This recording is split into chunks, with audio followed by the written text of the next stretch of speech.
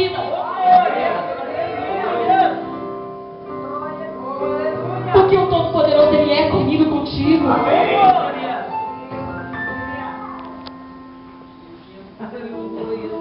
Deus fiel na terra. Só o Senhor é Deus. Arrependimento, igreja, é uma coisa, remorso é outra. Arrependimento é uma tristeza que vem no nosso coração, por sabermos que nós estamos errados, reconhecemos com humildade, como já foi dito, precisamos da ajuda do Senhor e nos esforçamos para mudar, para prosseguir. O remorso não. O remorso é um outro sentimento que te traz uma tristeza, a gente chora, mas aí ele não muda, ele não gera um comportamento de mudança em nossas vidas, mas pelo contrário, ele gera um sentimento pior, que é o sentimento da autoflagelação. A gente começa a se castigar, batendo nas nossas costas com um chicote, tentando se condenar, se punir porque erramos. Mas não é mudança. A gente quer mostrar para nós, mas nós estamos arrependidos, mas isso não é arrependimento, porque não gera mudança.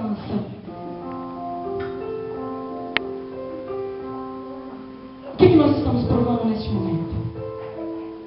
Arrependimento ou remorso?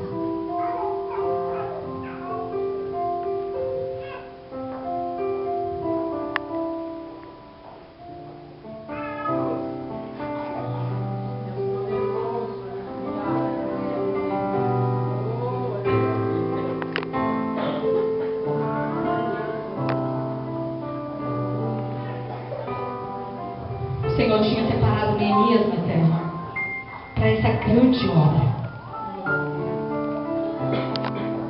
Olha bem, igreja.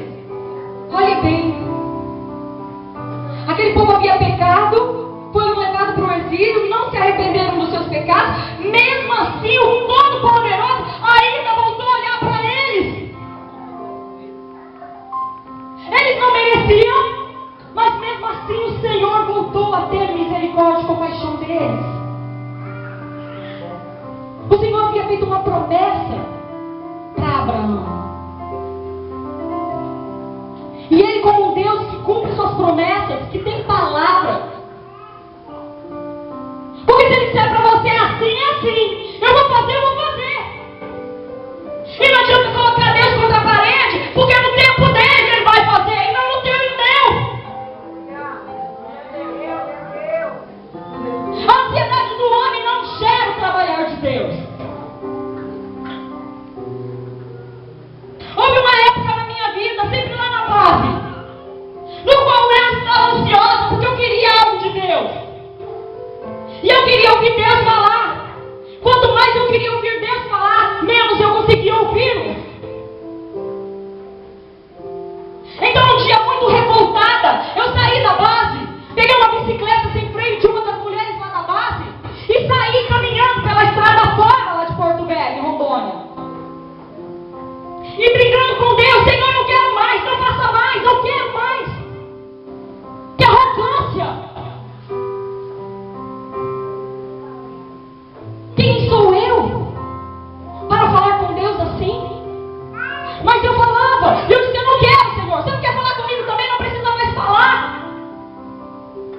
Então, Senhor, eu não consigo mesmo te ouvir. O Senhor está aí calado.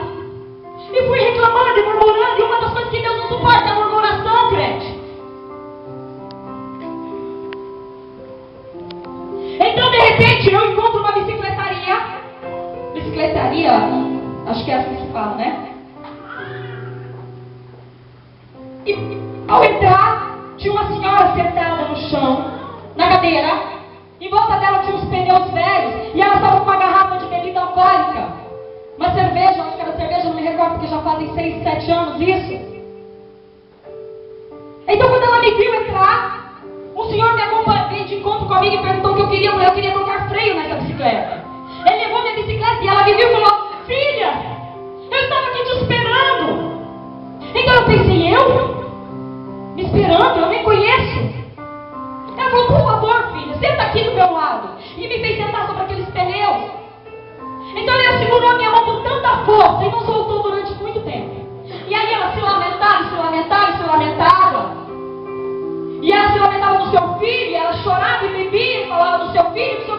podia reprovar de ano. Que o seu filho estava estudando, se preparando para prestar um vestibular, uma prova, em que ele, a única coisa que ela dizia é que ele era muito bom em computação. E eu tentava falar com aquela mulher, eu tentava dizer para ela que Jesus Cristo é bom, que o Senhor era com ela, que ela não precisava temer. Ela não precisava, mas ela estava totalmente angustiada, ela estava totalmente ansiosa, que ela não conseguia ouvir a minha voz. Então aquilo me fazia rir. Eu segurava a mão dela e eu comecei a rir. Por um minuto eu esqueci o meu problema, eu esqueci o meu eu. Enquanto eu me preocupei com o problema dela. E eu pensava assim, meu Deus, por que ela está desesperada assim por uma coisa tão simples? Eu não tinha que falar para ela que Jesus Cristo é o Senhor, que Jesus pode mudar esse quadro, que a gente vai orar junto, que vai dar tudo certo. E eu não conseguia entender por que ela estava tão ansiosa. E a única coisa que ela sabia falar é, não. Ele não pode reprovar.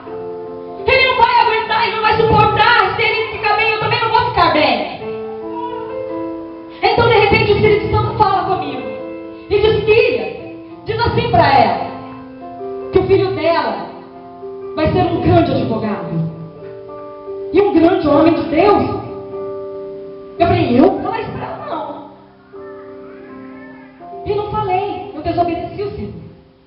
E fiquei calada, e ela continuava, não, porque ele é muito bom em computação. E eu perguntei, no fim de tudo, depois de algumas horas que eu estava ali, eu perguntei para ela, mas senhora, o seu filho vai prestar alguma prova para informática?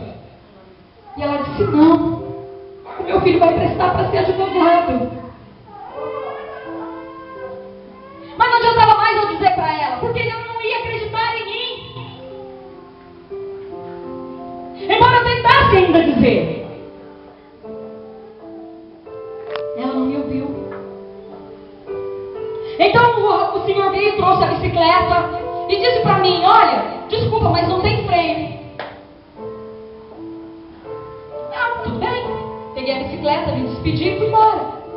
No meio do caminho, estrada de terra, a bicicleta começa a quebrar a corrente da bicicleta. Nisso eu tive que descer dela e empurrar. Nesse momento que eu estava tranquila, então o Senhor ouviu Deus falar novamente comigo e disse, filha.